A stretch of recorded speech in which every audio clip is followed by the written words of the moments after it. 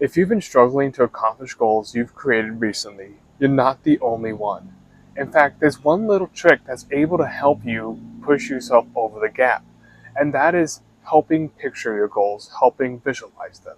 There is a very real effect in society today that a lot of people are setting goals that they're not making any progress towards.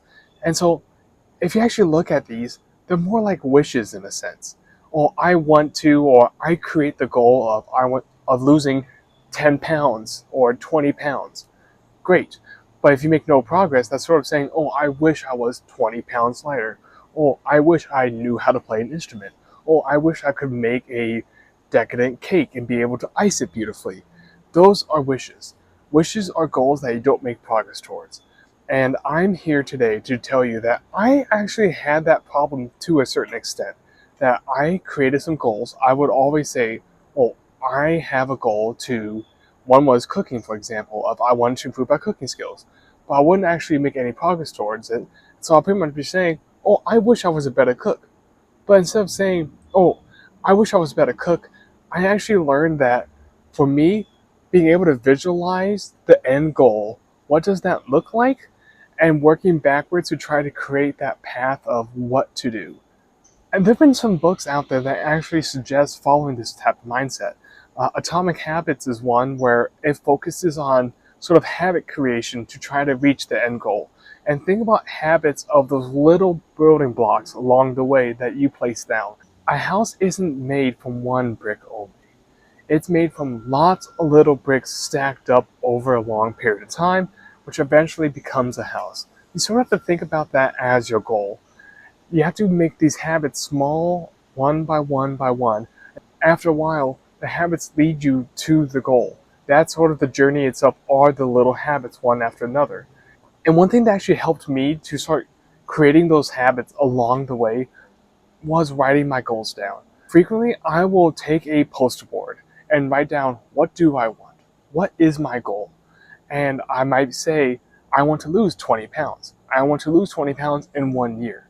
Well, what is a 6 month check-in I could also have? A 6 month check-in could be, okay, I've lost 8 to 10 pounds. And so it's sort of like a yes or no. Have I lost that? Yes or no. But then I break it down to, what's a 1 month goal I want to have? Maybe a 1 month goal is I want to lose 1 pound. Then I break it down to a 1 week goal. What can I actually do in this next week to make me get closer to my 1 month goal? Then after that weekend, I look at it and say, did I accomplish that? Yes or no? And I always write the goals out in sort of yes or no. Did I do this? Did I say my 1 week goal? Did I go for a run at least 3 times a week? Yes or no? So frequently on a poster board or whiteboard, you are able to map this out and hang it up on your wall. That's what I did. So I actually was reminded every day when I woke up saying, okay, this is my 1 year goal. This is my 6 month goal. This is my 1 month goal. And this is my current 1 week goal. And I would continue to make progress. I would be able to count myself and say, yes, I see it. This is what I want to be. And that would actually help me throughout the day to make decisions in my life that would align myself to that goal. What did I actually want to be? Was the decision I was making, was that in line with my values and the habits I was trying to create? Because it's fine and dandy trying to say, oh, I want to do this, but then being able time and time and time again to try to make those little votes, the little votes along the day, that's what matters. That's what's going to help you in the long run to be able to accomplish those goals.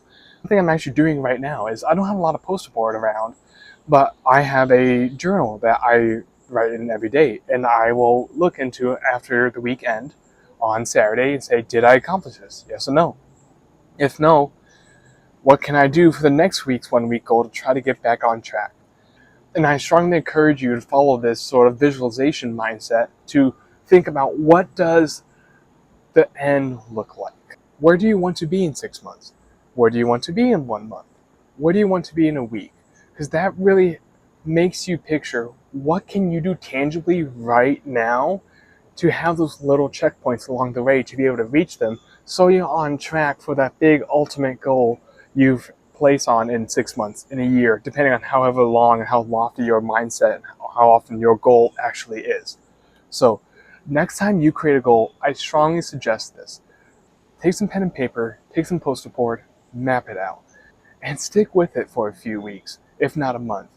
It's something that really helped me to think about what can I do right now, what small little tweaks can I do right now, because whenever we actually make a goal, they often be so lofty, it's hard for us to actually reach it. It's very daunting at the beginning.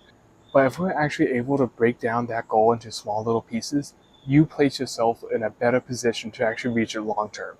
I hope this helps you with the next time you make a goal, or apply this down to one of the goals you're working on right now.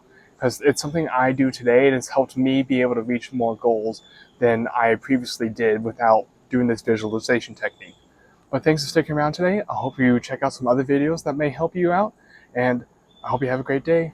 Ta ta for now.